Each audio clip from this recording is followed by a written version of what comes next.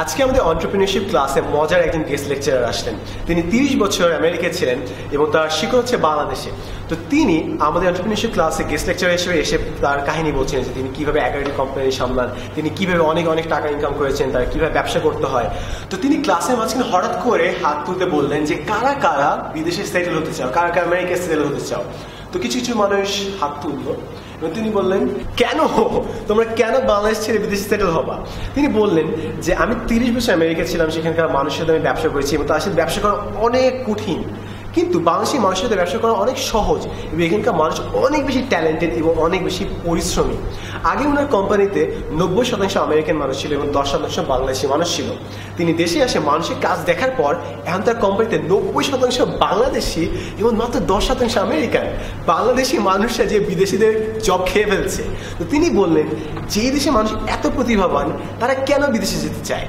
তিনি বললেন যে এই দেশটা একটা গোল্ড মাইন এবং তিনি শেষে বললেন যে আমরা যদি এই সময় এই যুগে দেশে থেকে আইটি সেক্টরে যদি কোনো কাজ করতে না পারি সেটা আমাদের ব্যর্থতা। এবং আমি উইশ করছি, আমি ক্লাস যখন করছি না তখন আমার মনে ছিল যে আমি যে এই কথাগুলো যদি মানুষকে বলতে পারতাম। আমি অনেক সময় বিভিন্ন ছেলে মেয়েকে বলতে শুনি যে ভাই এই দেশে আমি থাকবো না, ভাই বিদেশ চলে যাবো, ভাই জিমের স্যাট দিয়ে আমি বাইরে চলে যাবো, এদেশে কোনো ভবিষ্যৎ নেই।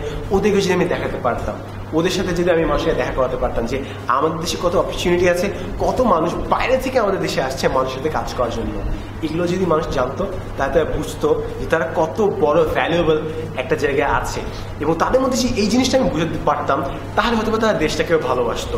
যদি মানুষের মধ্যে দেশপ্রেমটা অন্তত থাকে, তারা যদি অন্তত বুঝে যে দেশে থাকার মূল্যটা কত, দেশের মানুষের মূল্যটা কত, তারা দেশের প্রতি হতাশ হতো না, তারা আশা রাখতো যে দেশটার কিছুটা হবে, কারণ তারা দেশের মানুষের উপর আস্থা রাখতো। আমার মনে হয় এইসব মানুষের গল্পগুলো আরো সামনে তুলে ধরা দরকার এবং আমাদের দেশের মানুষ কত ভালো কাজ করছে নিউজ পেপার হয়তো আমরা তা সবসময় বুঝতে পারবো না, কিন্তু আমাদের উচিত ওগুলো খুঁজে বের করা এবং ওইসব মানুষের সাথে কথাবার্তা বলা। ওইসব মানুষের সাথে কথাবার্তা বললে এক আমরা বুঝতে পারবো যে দেশ থেকে আমরা কী ভালো কাজ করতে পারি, নিজের জীবনটা কীভাবে আপগ্রেড করতে পারি এবং কীভাবে অন্যদের সমস্যাগুলো সমাধান করতে পারি, এবং দুই আমরা দেশ প্রেমিক হিসেবে নিজেদেরকে খুঁজে পাবো, দেশের প্রতি গর্ব করার মতো কিছু পাবো। হয়তোবা আমরা এমন কোনো মানুষ পাই না যারা আমাদের দেশের মূল্যটা বোঝাবে। এটা আমাদের দায়িত্বের মধ্যে পড়ে যে আমরা ওইসব মানুষকে খুঁজে বের করবো এবং তাদের কাছ থেকে গল্পগুলো শোনার চেষ্টা করব।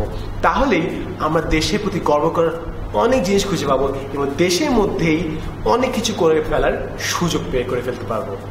And as always, thanks for watching.